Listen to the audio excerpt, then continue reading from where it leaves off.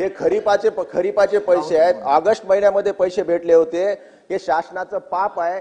शासनानं स्वतःचा हिस्सा भरला नसल्यामुळं आज शेतकऱ्याला तुमच्या तोंडाकडे बघावं लागते। ज्यावेळेस तुम्ही रोड बांधता, एखादा बोगदा मुंबईमध्ये बांधता, तर 50 हजार कोटी रुपये दिले जाते आणि शेतकऱ्याच्या हक्काचे पैसे शेतकरी रोज बोलतोय, आम्ही रोज तिथं आंदोलन करतोय आणि आपण नुसतं आकडेवारी ह्या सगळ्या सभागृहात वाचून दाखवता।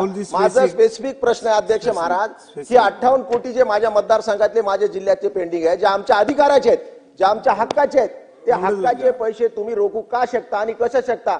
ज्यावेळेस की यामध्ये नियमामध्ये आहे की 1 महिन्याच्या आत शासनानं आपलं प्रीमियमचे पैसे केंद्र शासनाकडे वर्ग करावे, अशा प्रकारचा नियम असताना सुद्धा हे नियम डावलून शेतकऱ्यावर अन्याय करण्याचा अधिकार या शासनानं कुणी दिलेला आहे?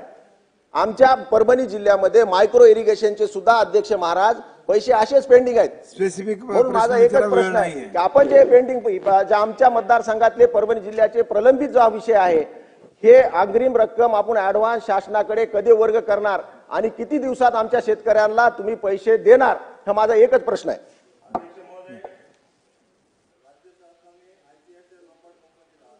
हप्त्यापोटी नाही, एक मिनिट, सिमिलर आहे, सिमिलर उत्तर घे नाही, प्रश्न माझा आहे ना।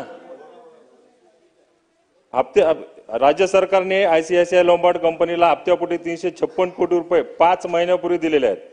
उर्वरित केवळ 99 कोटी रुपयांचा हप्ता सरकारकडे येणे शिल्लक राहिल्याचे कारण दाखवून कंपनी शेतकऱ्यांना विमा वाटप करण्यास टाळाटाळ करत आहे। माझा प्रश्न एवढाच आहे साहेब अध्यक्ष महोदय की विमा कंपनीकडे 5 महिन्यापासून सरकारचे 356 कोटी रुपये जमा आहेत, त्याचे व्याजही कंपनीला मिळत आहे। मग कंपनीने सरकारच्या 99 कोटी रुपयाचे निमित्त करून शेतकऱ्यास वेठीस धरण्याचा हा प्रकार आहे का? केंद्र सरकार व राज्य सरकारची रक्कम कंपनीकडे जमा असतानाही त्या जमा असलेल्या रकमेतून आजपर्यंत कंपनीने शेतकऱ्यांना विमा वाटप का केला नाही? कंपनीने त्यांचे वाटप केव्हापासून सुरू करणार?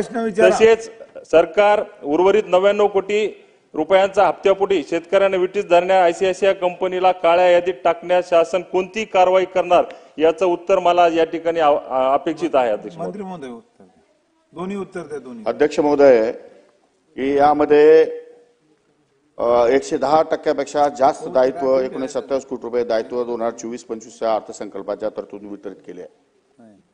आता सदर हप्ता रक्कम वित्त विभागाकडून बीडीएस वर उपलब्ध करून घेण्यात येत आहे। साधारण हे अधिवेशन बजेट अधिवेशन असल्यामुळे वित्त विभागाकडनं फाईल अजून क्लिअर झाली नाही, पण एक 4-8 दिवसामध्ये मार्च एंडच्या आतमध्ये हे सगळे पैसे त्यांच्या खात्यावर वर्ग होतील। अध्यक्ष महोदय 31 मार्चच्या आतमध्ये सगळे पैसे बीडीएस वर उपलब्ध होतील। ते बोलतात ना 30 मार्चच्या आतमध्ये सगळे पैसे देतात म्हणून सांगतात ना।